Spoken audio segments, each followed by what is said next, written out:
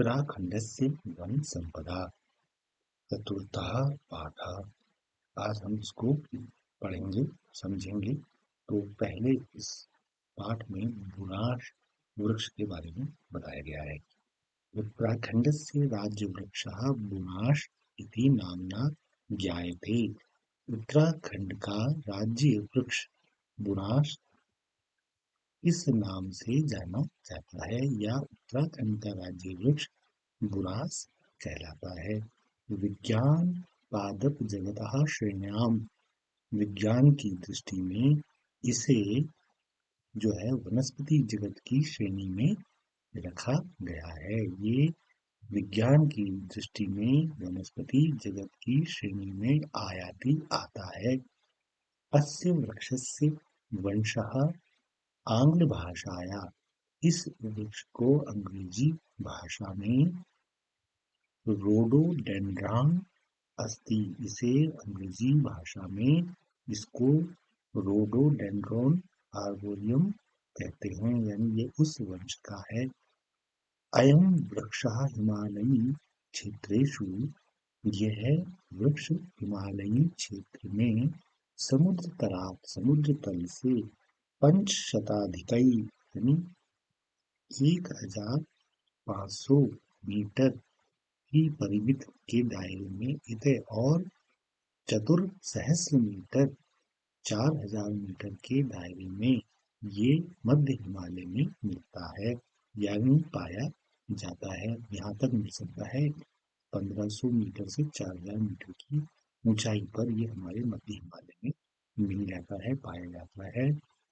एषः वृक्षः सर्वदा, ये जो वृक्ष है सदैव क्या होता है, हरा भरा होता है। इसके लिए इसमें लिखा है कि ये हमेशा यानी साल भर ये वृक्ष सदैव हरा भरा हो रहता है। हरा यानी सदाबहार वृक्ष है। मार्च अप्रैल मासयो, मार्च और अप्रैल के महीने में यानी वसंत ऋतु में बुरांश पुष्पाणि, बुरांश के फूल खिलते हैं। अस्य पुष्पाणां प्रयोगः औषधि निर्माणे अपि भवति, इसके फूलों का उपयोग औषधियों के दवाइयों के निर्माण में किया जाता है या होता है। केचन चिकित्सकाः, कुछ चिकित्सकों का कथयन्ति कहना है कि यत् अस्य रसः, इसका जो रस है वो इसके लिए लाभदायक है। हृदय रोगाय लाभप्रदं भवति, लाभदायक है। ये प्रश्नवाचक चिन्ह नहीं आएगा इसमें, ये गलत छपा है, तो ये हृदय रोग के लिए जो है लाभदायक है। पर्वतीय क्षेत्रेषु पेयजल स्रोतांसि यथावत भवेयु, और ये पर्वतीय क्षेत्र में जो हमारे पेयजल हैं, स्रोत हैं, धारे हैं, चश्मे हैं, उनको ये बनाए रखता है। यथावत यानी उनको बनाए रखता है। येषा संरक्षणस्य ते बुनास वृक्षः महत्वपूर्ण भूमिकां निर्वहति, इसलिए इन नालों का, स्रोतों का, धारों के संरक्षण में बुनास के वृक्ष की भूमिका बहुत ही महत्वपूर्ण है। ये इसलिए भी बहुत महत्वपूर्ण भूमिका निभाता है। बुरांश पुष्पैः, बुरांश के फूलों से निर्मित बना उपसेचनम, इसका जो काढ़ा है, इसका जो पेयजल है, फ्रेश है, वो बड़ा ही स्वादिष्ट होता है। बुरांश वृक्ष महत्वपूर्ण भूमिका हो गया। बुरांश वृक्षः हरिद्वार ऊधम सिंह नगरे च विहाय, यानी बुरांश का जो वृक्ष है वो हरिद्वार क्षेत्र और ऊधम सिंह नगर का जो क्षेत्र है उसे छोड़कर प्राय अधिकतर सर्वेषु, सभी जनपदों में प्राप्त होता है। यानी हमारा जो पर्वतीय क्षेत्र है वहां पर ये सब वृक्ष मिलता है। अस्य रसस्य विक्रयण, इसके रस की बिक्री से उत्तराखंड के जना, लोगों को उद्योग प्राप्त हुआ है, यानी बहुत सारे लोगों ने फल के संरक्षण का उद्योग भी इसकी वजह से, फूलों के रस की वजह से खोल लिया है, उनको उद्योग भी मिल गया है, यानी आजीविका मिल गई है। अगला जो वृक्ष है वह है देवदारू। देवदारू उत्तराखंड से अति महत्वपूर्ण वृक्ष अस्ति, तो देवदार है वो उत्तराखंड का एक बहुत ही महत्वपूर्ण वृक्ष है। अयम वृक्षः अतीव पुनीतः पवित्रम च वर्तते। और ये जो वृक्ष है ये बहुत ही पुनीत, शुद्ध और पवित्र है। क्यों? देखिए आगे, देवभूमि उत्तराखंडे तरुषु वृक्षोयम अतीव महत्वपूर्ण। ये देवभूमि उत्तराखंड के वृक्षों में ये वृक्ष बहुत ही महत्वपूर्ण है। क्यों महत्वपूर्ण है? देवालयेषु पूजास्थानेषु देवदारो पर्णानि शाखाश्च संस्थाप्यन्ते। देवालयों में, पूजा स्थानों में, मंदिरों में आप जरूर देखेंगे देवदार के जो पेड़ हैं वो सब जगह शाखाएं स्थापित की गई हैं, क्योंकि इसकी पत्तियां और शाखाएं मंदिरों के निकट और पूजा स्थलों में रखी जाती है। तरोरस्य, इसका जो ये जो तरो यानी तरु, ये जो पेड़ है इसकी आकृति प्राय शंक्वाकार, त्रिकोणी त्रिकोणी त्रिभुजाकार होती है। देवदार न केवलम उत्तराखंडे अपि च, ये देवदार केवल उत्तराखंड में ही नहीं, हिमाचल प्रदेश, कश्मीर, तिब्बत क्षेत्र और नेपाल, जो हमारा पड़ोसी देश है, वहाँ भी प्राप्त होता है, मिलता है। पंचदश सात 1500 त्रिसहस्र 3000 मीटर की परिमित के दायरे में यावत उत्तुंग ये उग जाता है। कौन? देवदार 1500 मीटर की ऊंचाई से लेकर 3000 मीटर की ऊंचाई तक ये उग जाता है। और कहाँ?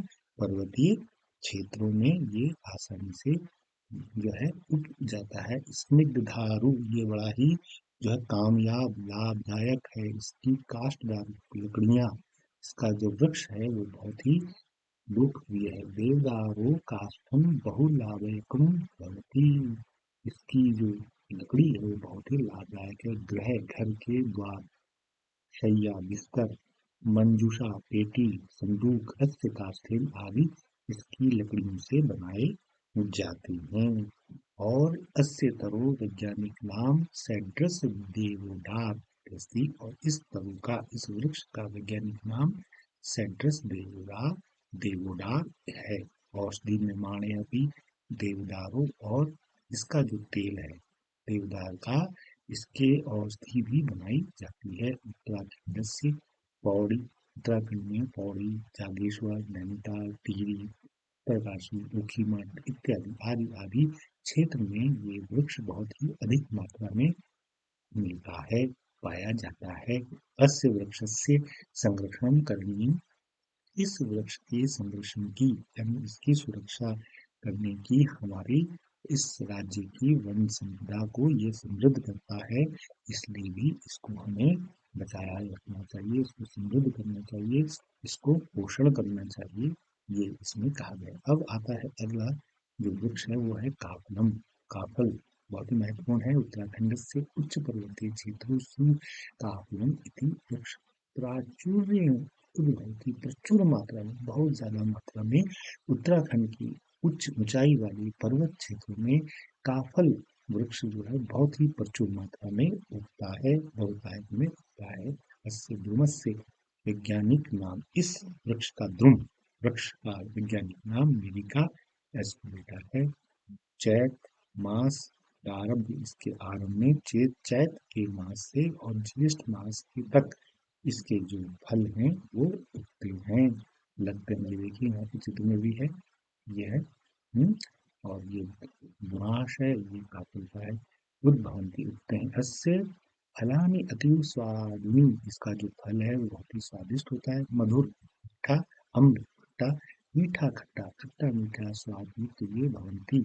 एतेषा फलाना विक्रयणेन जना वित्तोपार्जनमपि कुर्वन्ति, इसके फलों को बेचकर, विक्रय कर यहाँ के लोग वित्त यानी रुपया पैसा उपार्जित करते हैं, कमाते हैं। उत्तराखंडे काफलम इति फलमाधत्ते लोकगीतानि विरचितानि सन्ति। उत्तराखंड के काफल की फल की बारे में, इसके वृक्ष के बारे में लोकगीत भी रचे गए हैं। उत्तराखंडात द्रुमोदयम, अरुणाचल प्रदेश, नेपाल देश से चापी प्राप्त थे। उत्तराखंड के अतिरिक्त ये वृक्ष द्रुम अरुणाचल प्रदेश, नेपाल में भी प्राप्त होता है। काफलम उत्तराखण्डस्य संस्कृतेः आवश्यकम् अंग वर्तते। काफल जो है उत्तराखंड की संस्कृति का एक आवश्यक अंग है। अस्य वृक्षस्य रक्षाया, इसके वृक्ष की रक्षाया का मतलब है, इसकी देखभाल का मतलब है कि हम उत्तराखंड की संस्कृति और वन संपदा की रक्षा करते हैं। अतः इसलिए इस महत्वपूर्ण वृक्ष की रक्षा प्रयत्न सर्वे कर्तव्य, हम सभी का इस वृक्ष की रक्षा करना हमारा सबका क्या है, कर्तव्य है। ये इसमें कहा गया है। अब आते हैं बांज वृक्ष।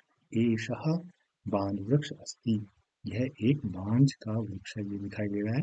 भारतस्य बहुषु पर्वतीय राज्येषु अयं वृक्ष उद्भवति। भारत के पर्वतीय जितने भी बहुत सारे पर्वतीय राज्य हैं उसमें ये वृक्ष उगता है। उत्तराखंडस्य पर्वतीय जनपदेषु, उत्तराखंड के पर्वतीय जनपद जितने भी हैं उसमें ये वृक्ष उगता है, विद्यमान है, उपस्थित है। अस्माकं प्रदेशे वृक्षस्य विभिन्न प्रजातयः सन्ति। हमारे प्रदेश में इस वृक्ष की विभिन्न प्रजातियां हैं। तस्य वैज्ञानिकं नाम क्वेकर्स अस्ति, इसका वैज्ञानिक नाम क्वेकर्स है।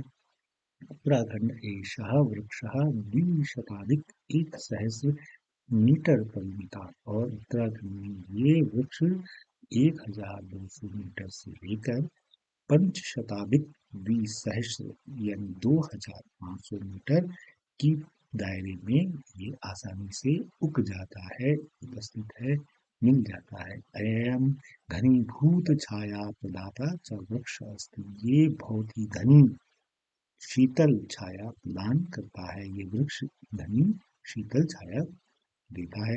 पशवः अस्य पर्णानि खादन्ति, और पशु जानवर इसके पत्ते खाते हैं। अस्य काष्ठेन कृषि उपकरणानि गृहोपयोगी उपकरणानि च निर्मीयन्ते, इसकी लकड़ी से हमारी खेती के उपकरण और घर के उपकरण, घर में उपयोग होने वाले उपकरण निर्मित होते हैं, बनते हैं। यत्र बांज वृक्षः, इस बांज वृक्ष की अधिकता की जायन्ते से होने से, जहाँ भी ये बांज का वृक्ष है इसकी अधिकता है, तत्र वातावरणम शीतलम, वहाँ का वातावरण शीतल ठंडा शुद्ध होता है। अस्य वृक्षस्य मूलानि वर्षाजलं भूमौ प्रवेशयन्ति, येन भूमि जल स्तर वर्धते, और ये जो वृक्ष है इसकी जड़ें हैं, ये वृक्षा वर्षा के जल को, बारिश के जल को भूमि में सोखती है, इकट्ठा करती है, और जिससे हमारे भूमि का जल स्तर बढ़ता है।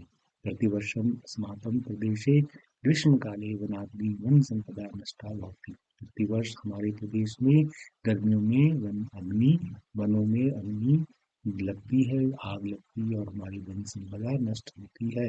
किंतु यत्र, ऐसे वृक्ष जहाँ होते हैं उनकी अधिकता होती है, तत्र अग्नि ज्वालनम न्यूनम भवति, वहाँ पर इस अग्नि की, आग की, जंगल में लगने वाली आग की न्यूनता हो जाती है, क्योंकि ये ठंडा इलाका रखता है तो वहाँ पर सूखा घास नहीं होती, तो वहाँ आग लगने की संभावना रहती है। अतः अस्माभिः, इसलिए भी हमें भी इस वृक्ष के संरक्षण में और इसको बढ़ाने में सर्वदा हमेशा प्रयत्न करना चाहिए।